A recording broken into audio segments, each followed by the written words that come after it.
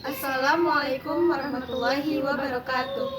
Kami dari kelompok 3, Perkembangan Peserta Didik kelas 2C, Prodi Pendidikan Bahasa Inggris akan menjelaskan tentang hakikat pendidikan.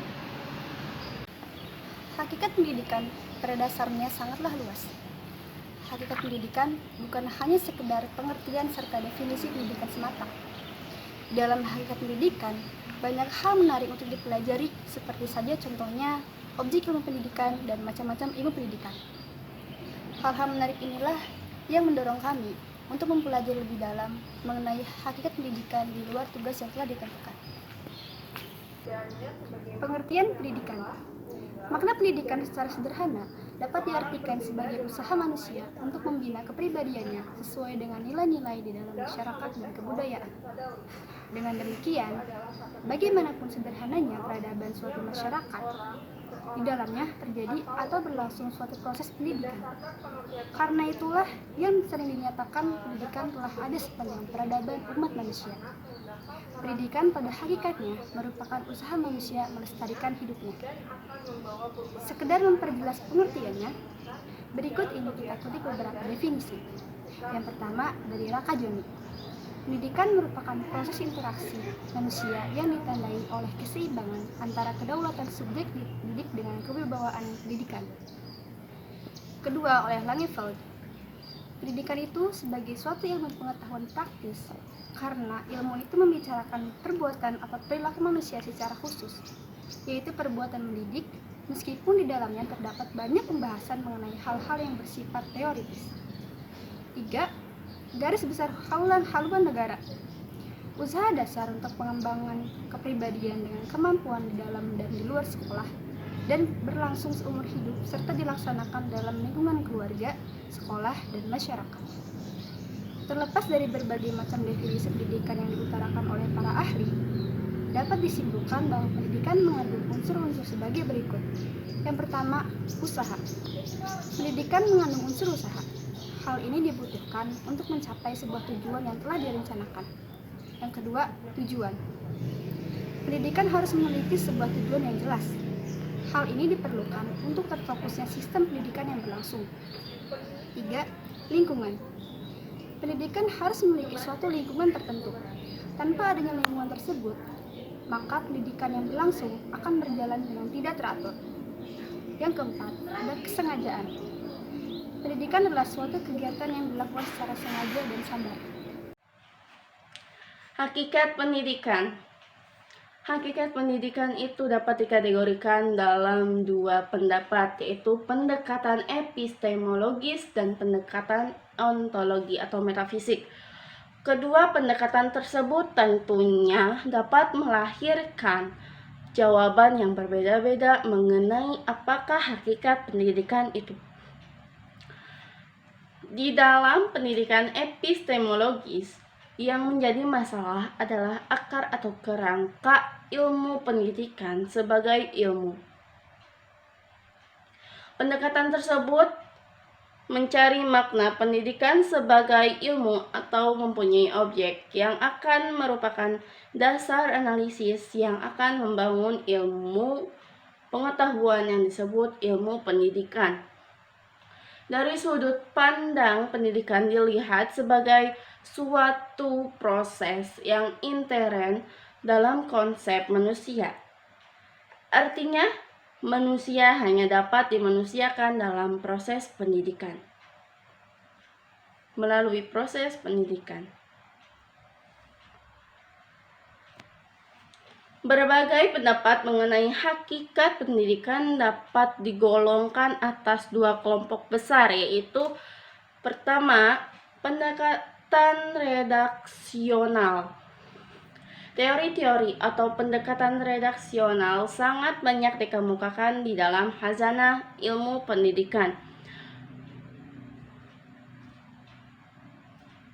Berbagai pendekatan redaksionisme yaitu pertama, pendekatan pedagogis atau pedagogisme, yaitu titik tolak dari teori ini adalah anak yang akan dibesarkan menjadi manusia dewasa.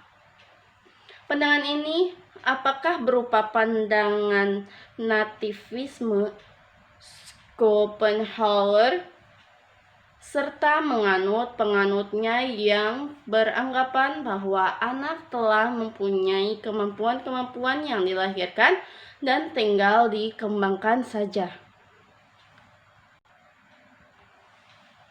Yang kedua, pendekatan filosofis.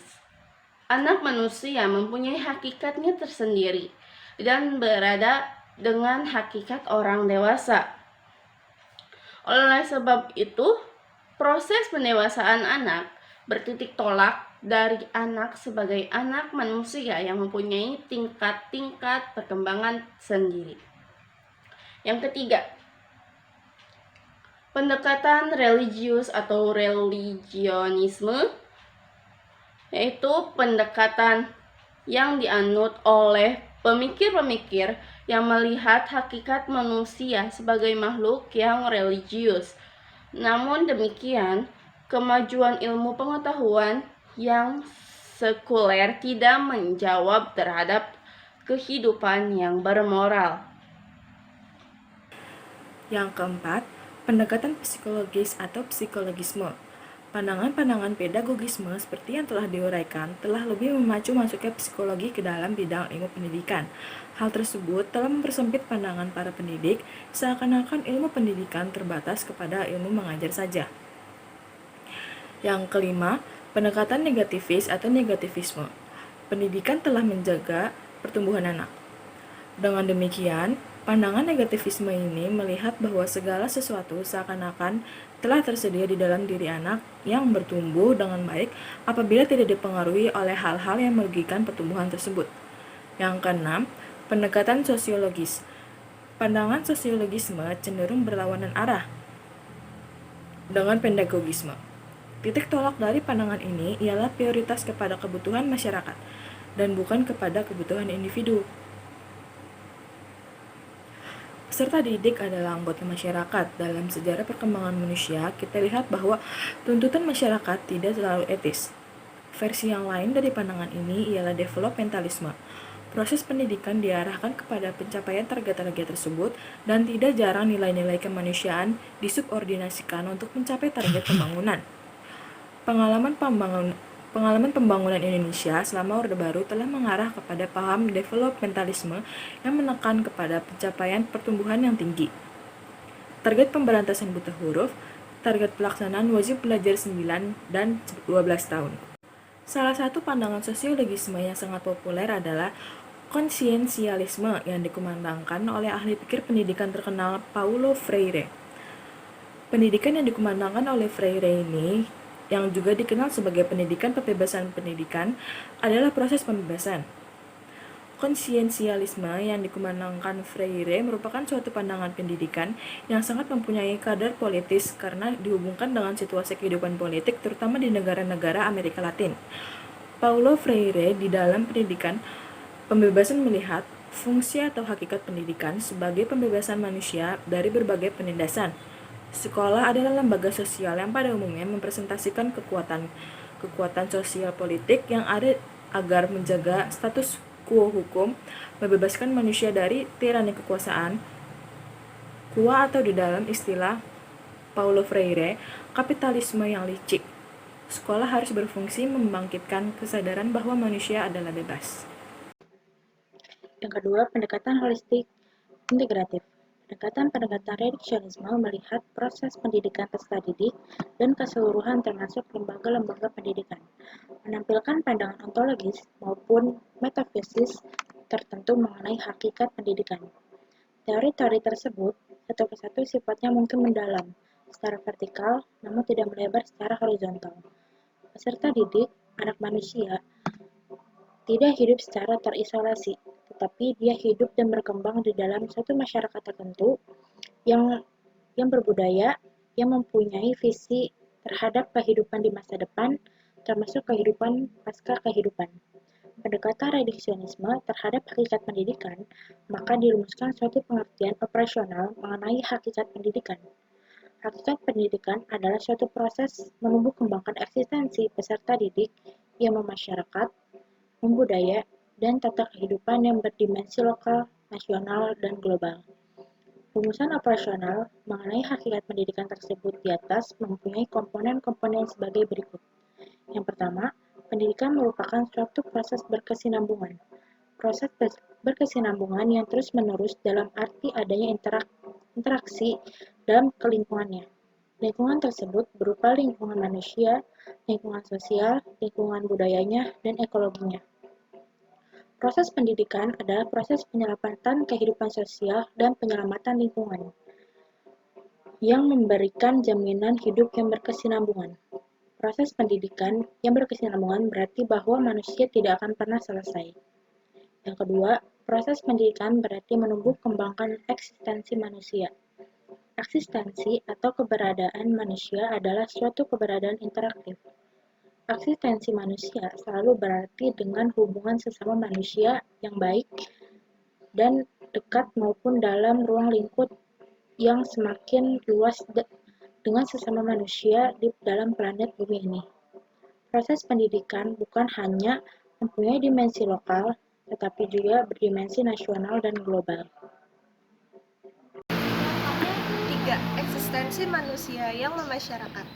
Proses pendidikan adalah proses mewujudkan eksistensi manusia yang memasyarakat. Zhou Dewey mengatakan bahwa tujuan pendidikan tidak berada di luar proses pendidikan itu, tetapi di dalam pendidikan sendiri, karena sekolah adalah bagian dari masyarakat itu sendiri. Apabila pendidikan diletakkan di dalam tempatnya, yang sebenarnya ialah sebagai bagian yang tak terpisahkan dari kehidupan manusia yang pada dasarnya adalah kehidupan bermoral. 4. Proses pendidikan dalam masyarakat yang membudaya. Inti dari kehidupan masyarakat adalah nilai-nilai. Nilai-nilai tersebut perlu dihayati, dilestarikan, dikembangkan, dan dilaksanakan oleh seluruh anggota masyarakatnya.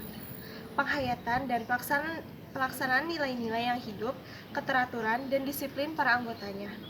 Tanpa keteraturan dan disiplin, maka suatu kesatuan hidup akan bubar dengan sendirinya dan berarti pula matinya suatu kebudayaan. 5. Proses bermasyarakat dan membudaya mempunyai dimensi-dimensi waktu dan ruang. Dengan dimensi waktu, proses tersebut mempunyai aspek historitas, kekinian, dan visi masa depan. Aspek historitas berarti bahwa suatu masyarakat telah berkembang. Di dalam proses waktu yang menyejarah berarti bahwa kekuatan-kekuatan historis telah menumpuk dan berasimilasi di dalam suatu proses kebudayaan. Proses pendidikan adalah proses pembudayaan, dan proses pembudayaan adalah proses pendidikan. Menggugurkan pendidikan dari proses pembudayaan merupakan aliansi dari hakikat manusia dan dengan demikian aliansi dari proses humanisasi. Aliansi proses pendidikan dari kebudayaan berarti menjauhkan pendidikan dari perwujudan nilai-nilai moral di dalam kehidupan manusia. Kesimpulan yang dapat kami ambil dari penjelasan tersebut adalah, yang pertama, hakikat pendidikan adalah upaya sadar memanusiakan manusia muda untuk mencapai kedewasaan atau menemukan jati dirinya yang berlangsung seumur hidup atau sepanjang hayat. Yang kedua, tujuan pendidikan. Tujuan pendidikan adalah mengantarkan anak manusia menjadi manusia paripurna yang mandiri dan bertanggung jawab atas dirinya sendiri dan lingkungannya.